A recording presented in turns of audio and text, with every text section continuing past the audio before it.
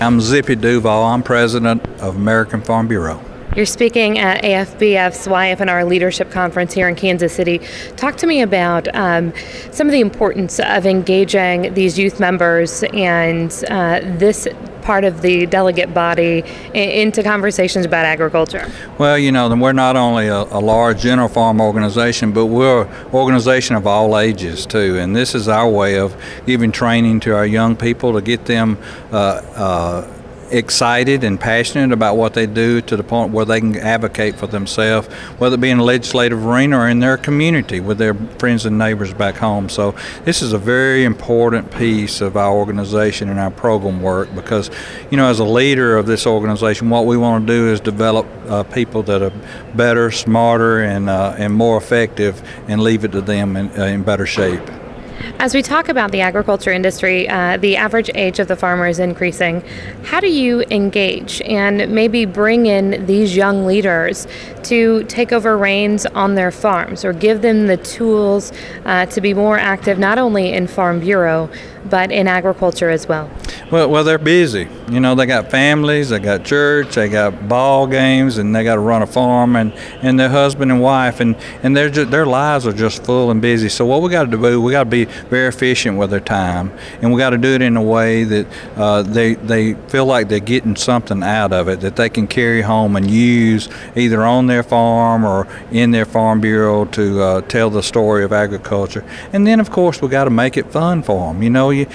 Life's not always all serious. You got to have a little fun while you're doing it. So we try to mix it all up, let them build some relationships and some friendships that'll last them forever.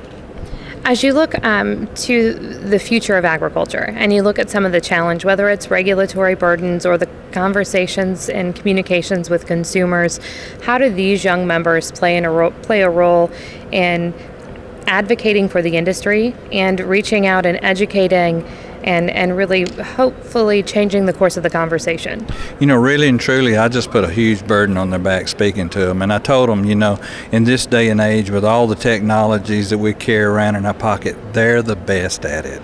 We have to have a dialogue with our consumers and our friends and neighbors back home, and the best people to do that is our young people, because they're so comfortable with the technology that we have. They're going to play a major role in the next few years of telling what agriculture, why they do it, when they do it, and how they do it, so that our friends and neighbors can become advocates for agriculture too, because the American people love farmers. They just don't trust agriculture. They just need to understand the difference or the lack of difference in them so that they can find a comfort zone so that they can become those advocates for us too, because we're the ones out there that's being the first conservationists. We're the ones protecting the soil and the water and the natural resources. We're the ones taking care of the animals, and we need to make sure that we tell our story in a way that they understand and appreciate what we do.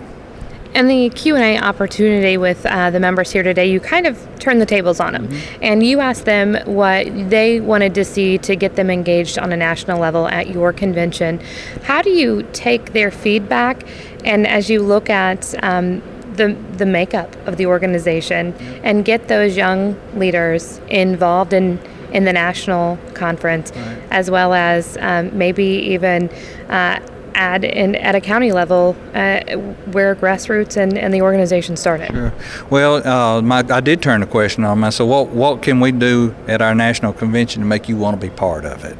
And what I heard was, you bring my family and we stay there for 4 or 5 days, and it's expense. But it's important that it be family centered. That was important to them. And then I heard, child care. So, they gave us some ideas of how we could work on to make the convention more friendly to them. But what we got to do in our counties, we got to make sure that the young people know that they're welcome. And then we got to utilize their time efficiently, and we got to make it fun for them and give them some funds to do it with. Our counties, we just need to look to the future and look at which people are going to be leading this organization in the future and help them get there to that point.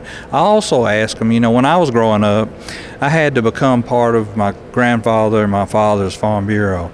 I asked them what they thought the Farm Bureau that they wanted to be part of looked like. And I got some really good feedback there. So we're searching for ways to make them feel more part of this organization. We want to make sure that after they get through, go past the 35-year age, which is a young farmer age identified through Farm Bureau, that they still have a way to be involved. And I think we'll explore and discover some new ways to do that.